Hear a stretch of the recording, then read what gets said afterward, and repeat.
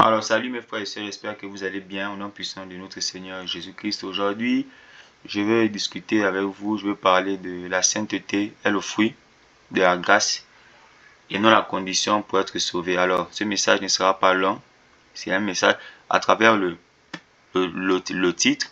Vous pouvez déjà comprendre même de quoi il s'agit, même avant que je ne parle. Alors, c'est vrai que beaucoup d'entre nous, nous avons pensé que le Seigneur nous a sauvés parce que nous sommes mieux que les autres, parce que nous nous sommes bien comportés. Or, la condition pour être sauvé n'a jamais été la sainteté, mais plutôt la foi. C'est plutôt le fait de croire qui nous a donné, qui nous a permis d'acquérir, de rentrer dans la grâce. On dit que quiconque croit en lui ne périsse point, mais ait la vie éternelle. Tout commence par là. C'est parce que nous avons cru. Tous ceux qui croient ont la vie éternelle et obtiennent la vie éternelle. Tous ceux qui croient en Jésus-Christ, suivre Jésus parce qu'ils le croient, ont la vie éternelle. Et maintenant, on parle maintenant de sainteté.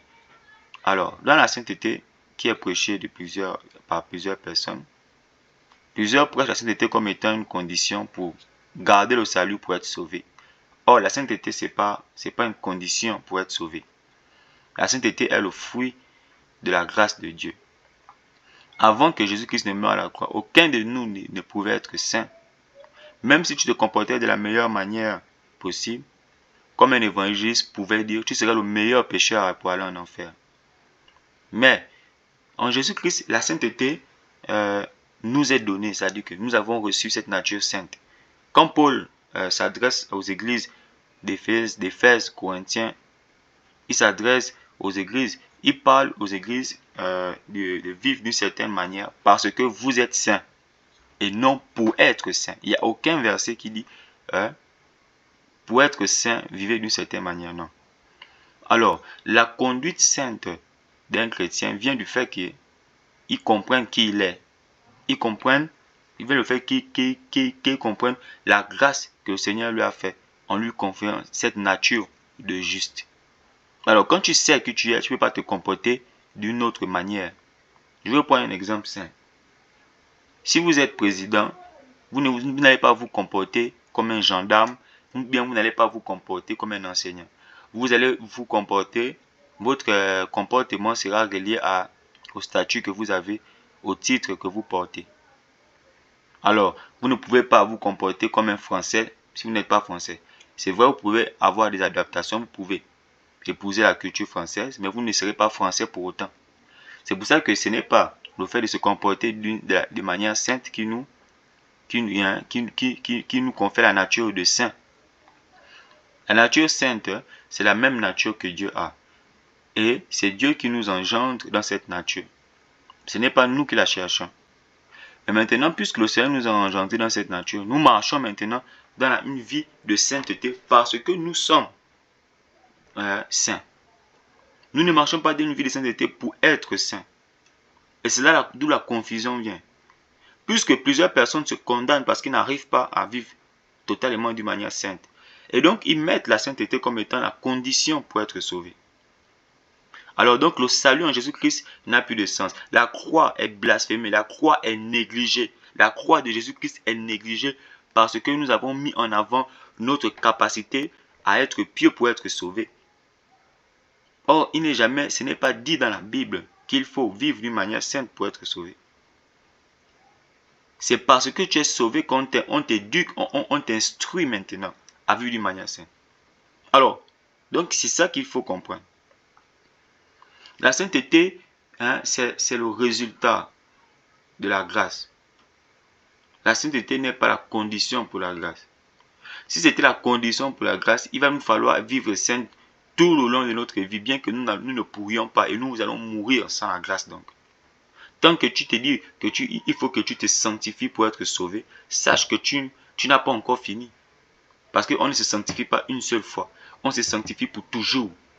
Parce que la sanctification n'est pas le fait de se garder pur seulement. La sanctification, c'est le fait d'être en Jésus-Christ.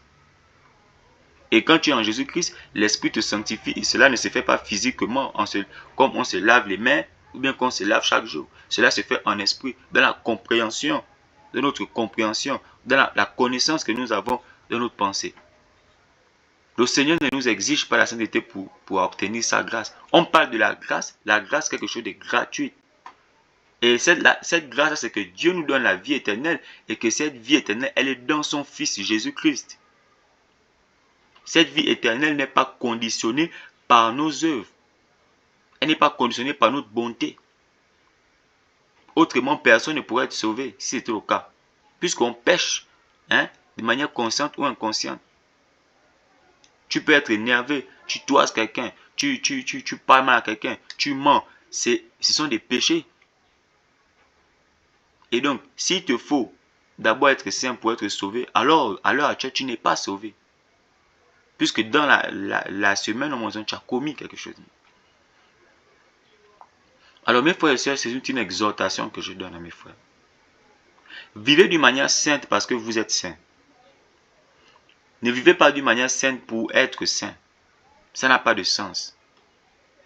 Tu ne peux pas te comporter comme un être humain si tu n'es pas un être humain. Tu ne peux pas te comporter comme un lion parce que tu n'es pas un lion. Alors comportez-vous comme tel que vous êtes. On se comporte en fonction de qui nous sommes. Si je ne suis pas en Christ, à quoi ça me sert de vivre d'une manière sainte? Ça ne me sert à rien. Puisque de toutes les façons, je suis condamné quand je ne suis pas en Christ. Alors, ma sainteté ne me servira à rien. Alors, vaut mieux que je pêche comme je veux. Mais maintenant que je suis en Christ, ma sainteté me sert. Parce qu'elle me permet de rentrer pleinement en possession de qui je suis. De me connaître totalement. Parce que tant que tu vis dans le péché et que tu es en Christ, tu ne te connaîtras pas. Tu vivras dans les douleurs. Tu vivras dans la tristesse. Tu vivras dans l'anxiété. C'est pour ça que nous exhortons, pour ceux-là qui ont compris la grâce, exhorte aux frères, que ne regardez pas la grâce, ne regardez pas la sainteté comme étant une condition. C'est le fruit de la grâce. Que le Seigneur vous bénisse, mes frères et sœurs. C'est ce que j'avais à partager avec vous. Excusez-moi pour la façon dont je parle. Et si vous avez des questions, vous pouvez les m'écrire en commentaire. Que le Seigneur vous bénisse.